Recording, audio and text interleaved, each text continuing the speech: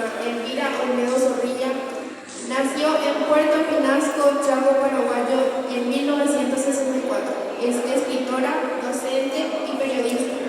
Forma parte de Escritoras Paraguayas Asociadas, EPA, por sus siglas, y la Sociedad de Escritores del Paraguay, ASEP. Posee licenciatura en Ciencias de la Comunicación, de Educación y Ciencias Contables.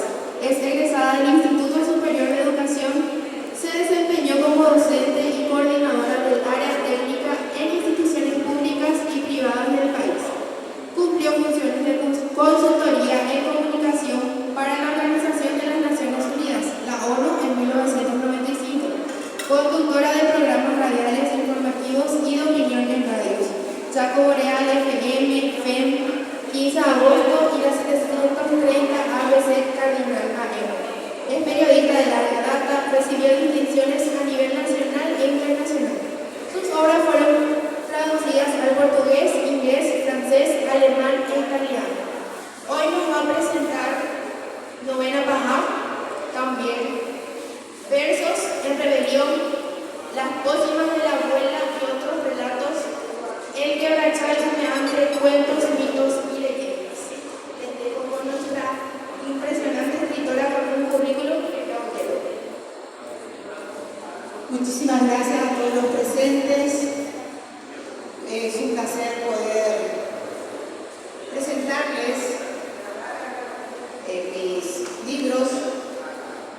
Novena Pajá es una colección de cuentos que surgió justamente en pandemia y que rescata un poco el valor que no solamente nuestros familiares vivos tienen para nosotros, sino también aquellas personas que ya partieron.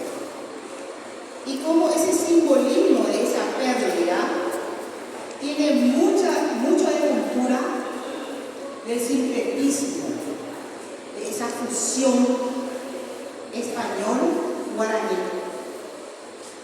Entonces, rescata un poco como la abuela, los abuelos, los ancestros, como hacían, por ejemplo, el rezo o novena pajá, y que era prácticamente toda una unidad familiar en que 9 días se oraba o se sigue orando en gran parte, especialmente en nuestro país, donde la tradición y la cultura autóctona están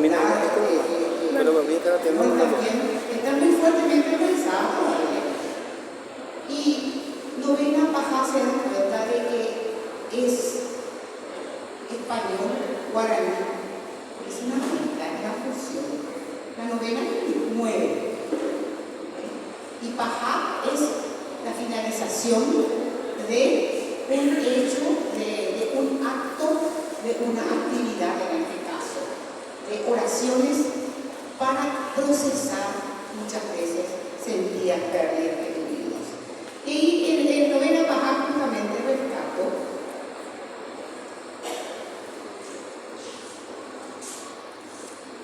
la mayoría católica que tenemos nosotros. Y está basado justamente en ese sincretismo hispano-guaraní. Y veneramos, en la mayoría de los casos, especialmente los católicos, a María, que es la Madre del Cielo. Y tenemos muchas, o muchos, o la mayoría todavía, la Madre en la Tierra. Ese simbolismo tan fuertemente enraizado en nuestra cultura. Presenta también una trilogía que se llama Mamá Comanda, que rescata un poco estos valores de la comida que hace mamá. Jamás nos va a salir igual esa receta de mamá. No sé cómo preparaba mamá, pero qué rica que era esa comida que nos preparaba tal o cual receta. Entonces, todos estos aspectos que entrelazan y rescatan el seno familiar, porque el seno familiar es eso, es un cúmulo de experiencias muy sentidas que nos acompañan toda la vida. Y esa es la tradición, la receta de mamá, tan delicioso y que estando cerca o estando ya en otro plano del cielo, como solemos decir, igual nos recuerda siempre. Y esos recuerdos hermosos hacen que nosotros, por ejemplo, podamos cultivar también esos sentimientos tan bellos en los hijos, en los nietos, en los bisnietos. Mamá, tiempo de Guaret, esas recetas autóctonas, esas recetas caseras, que seguimos repitiendo hasta ahora, de la época colonial, en donde surgió, por ejemplo, la sopa sólida única en el mundo, como la sopa paraguaya, ¿verdad? El poroto, que a muchos les gusta, pero a otros no. Sin embargo, lo nutritivo, lo esencial, lo fundamental, es tan importante para los niños y jóvenes forjar de que realmente puedan alimentarse adecuadamente, ¿no? Con comidas que, si bien les satisfacen en el estómago, no dan los nutrientes necesarios para poder leer, escribir, estudiar y tener los nutrientes necesarios para poder ser cada vez más fuertes. Bueno, novena baja, rescate de oraciones de una cultura familiar fuertemente organizada en la tradición popular de nuestro pueblo. Mamá comanda, que es un poco la receta de mamá, vigente hasta hoy en todas las comidas paraguayas, el boriborí, la sopa paraguaya, el pirón, el caldo abá, muchos todavía siguen cocinando y que son tradiciones autóctonas que llegan hasta nuestros días y otras recetas también, otras recetas que tenemos que saber y comprender de dónde vienen. Y la tercera, que es un poco las pócimas de la abuela.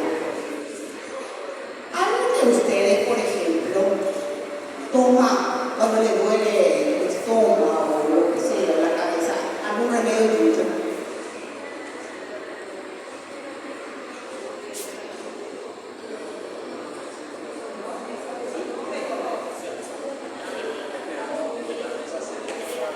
Lucas.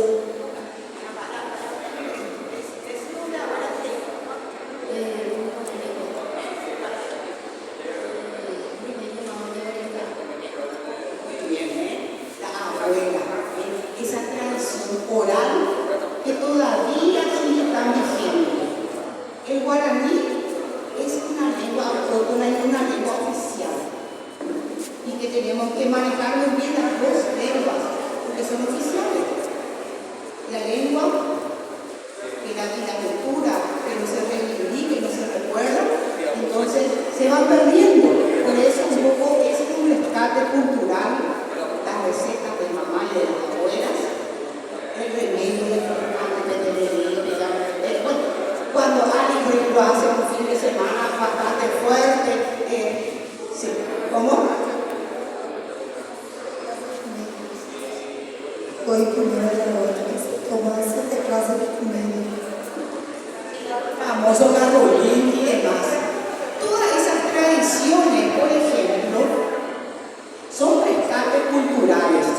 No en todos los países como el nuestro, por ejemplo, tenemos tantas, pero tantas recetas naturales que le llaman medicina alternativa, que nos dañan al organismo. Son recetas muy sanas. Mi abuela, famoso, mi mamá, mi tía abuela me decía, bueno, me duele el estómago, bueno, romero, lleva de mentaí, no sé, boldo, ¿qué otra cosa? Lleva el lucero, para echar el famoso cebollín cuando la criatura está llorando mucho y no sabe de qué tiene miedo. Entonces, todos esos aspectos hacen a nuestra cultura nativa, popular, que nos vamos nosotros también heredando, y que se llama botánica, y en la botánica universal, justamente, el guaraní, el nombre guaraní no medicamento, es uno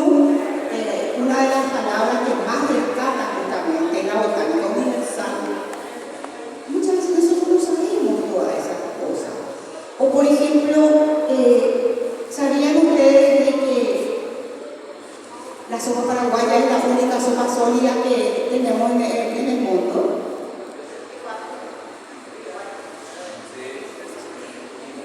Bueno, tenemos un bajamar, para ella buena,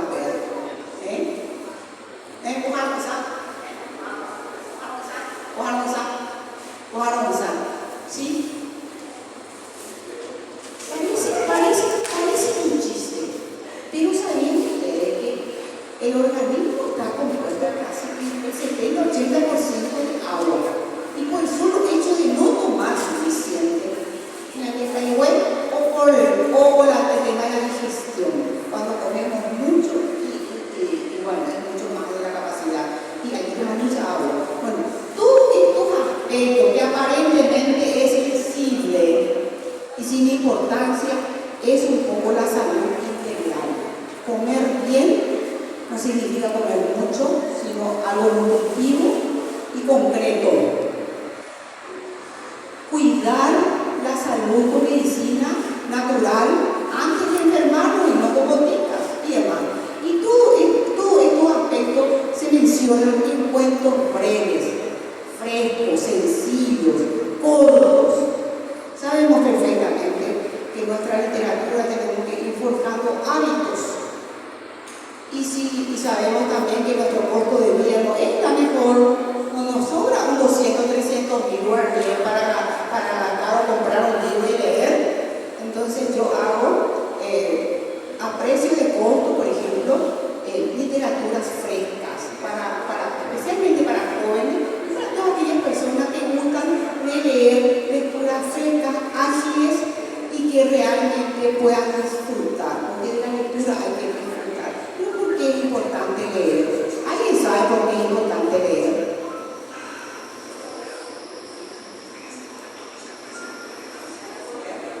¿Sí? ¿Cómo? Para empezar. Muy bien, para empezar lo mejor. Muy bien, excelente. ¿Sí? ¿Alguien más? ¿Sí?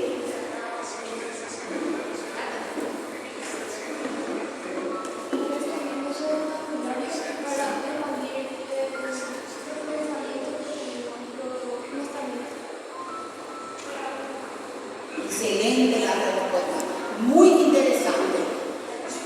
¿Sabían ustedes que nosotros, en general, en la cultura popular, muy poca gente tiene un lenguaje fluido y muchas palabras? ¿Cómo nosotros nos expresamos? Cuando estamos hablando por teléfono, damos gusto escuchar un chiste.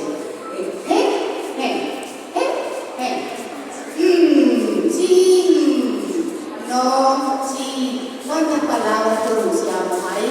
Muchas veces en un minuto pronunciamos 1 o 2 e insistimos. Entonces, me encantó lo que dijo esta compañera, esta alumna.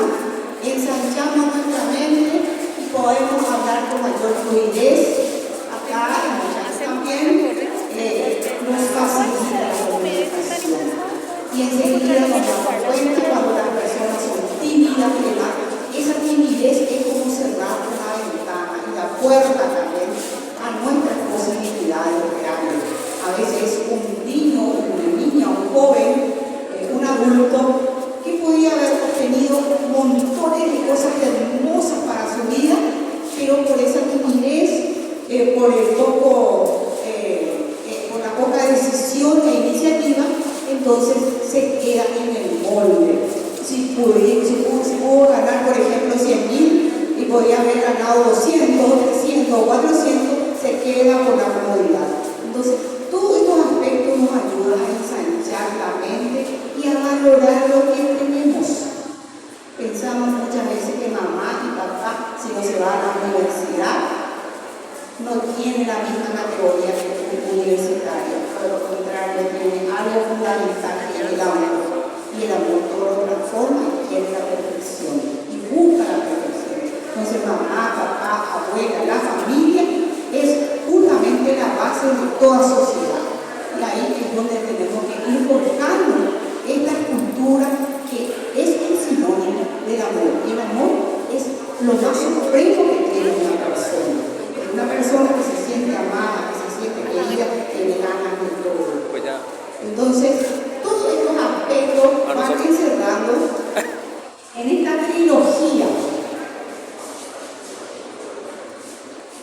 en esta trilogía de cuentos. Mamá Comandante, entonces, también se rescatan, tiene recetas prácticas, fáciles de cómo se hace un chipá, sopa paraguaya, cómo se hace un bolillo, un caldo o lo que sea, para que podamos ir conociendo y también practicando en la casa. Todos estos aspectos entonces en Mamá Comandante. Y el tema de los poemas. Versos del Rebelión está dedicado justamente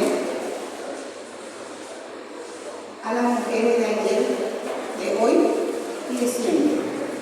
Las mujeres de ayer defendieron la patria, al igual que los varones. Las abuelas, las matronas y demás, las tías, las nenas. Anteriormente sabían ustedes que las mujeres eran solamente para ser hijas y para que iban a estudiar. Entonces, todos esos aspectos vamos nosotras, las chicas, las mujeres, las mamás, las abuelas, mejorando esos aspectos. Educamos a los hijos para que realmente haya una igualdad en los derechos, los mismos derechos para trabajar, para estudiar, para ser feliz, teniendo en cuenta, para ir combatiendo también esas estadísticas tan negativas que tenemos de que el 80% de la maternidad son jefas de hogar. Casi todas son mamá y papá. Mucha gente. Y no debería de ser así, porque cuando están, por ejemplo, los dos pueden procurar y llevar mucho más tiempo a los hijos porque se sacrifica menos también a la madre, que tiene que procurar tanto para sacar a los hijos adelante, que no siempre es uno solo, es dos, es tres, es cuatro. Todos esos aspectos justamente voy redactando y viendo esos aspectos. Me gustaría escucharles a cada uno si quieren hacer alguna pregunta o algo para que sea más interactivo.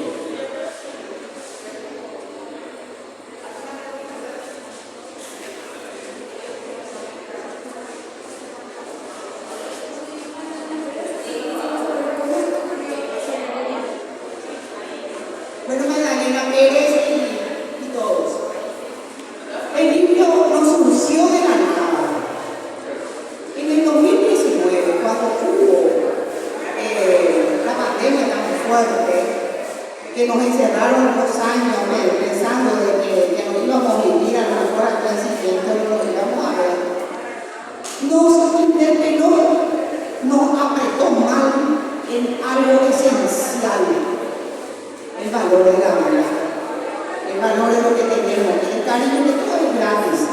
No podíamos ver a mamá, no podíamos ver a papá, no nos podíamos ver con los hijos, todo era el shopping.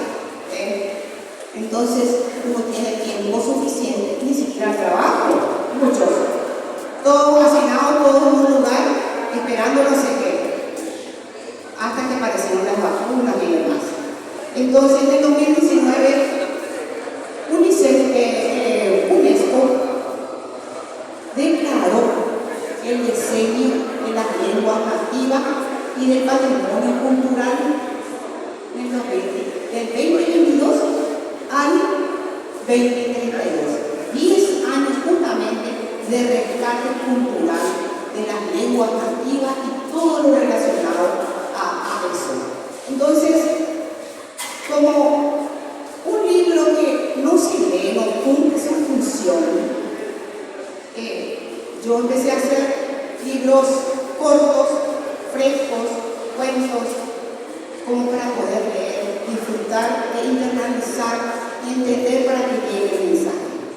Entonces, yo escribo siempre libros sobre derechos humanos, pero si son libros de 300 páginas, tienen un costo elevado por la producción y demás. Entonces hice de 200 páginas, o de 150 o de 120 páginas que tienen un costo más alcanzable, y voy también obsequiando y también sorteando, ya lo estamos haciendo, yo soy una persona que publica por iniciativa propia ese libro. No es una editorial que me paga ni nada. Hago un esfuerzo porque yo soy docente jubilada y lo hago con amor, con cariño, todo lo que hago. Entonces, yo 35 años de mi vida me dediqué a enseñar a jóvenes que mando medios para que puedan trabajar muy pronto. Y tuve esa oportunidad, esa dicha de poder a lo mejor formar a muchísimos jóvenes para en el mundo del trabajo.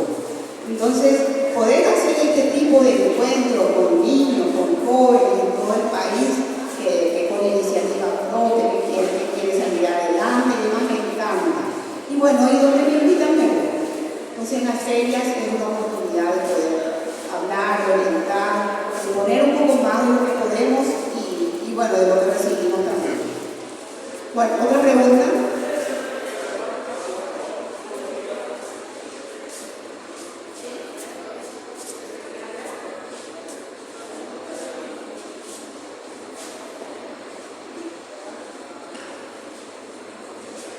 Hay una frase que no me gustaría que olviden en toda su vida. Atrévete siempre. Atrévete siempre. No importa los errores que tengas, pero hay que atreverse a hablar, a actuar, a hacer por lo contrario. De lo único que podemos arrepentirnos de las cosas que no hicimos. De lo único que es eso. Y bueno, no existe la perfección. Entonces, me gustaría que los docentes, los alumnos presentes acá, cada vez más puedan expresarse de lo contrario. Ellos tienen un poco, como dice uno de mis poemas, las palabras quedan atosigadas en la garganta del diablo. Porque queremos expresarnos y expresar es justamente eso, dar el alma. La palabra es justamente eso. Poder expresarse en sus palabras. Y me gustaría que realmente, si quieren hacer una pregunta, anímense. Nadie manda a nadie.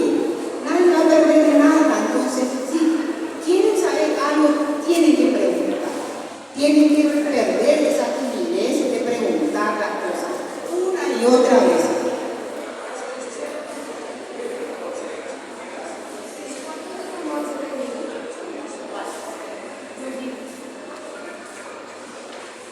Bueno, ¿cuánto tiempo me lleva hacer un libro?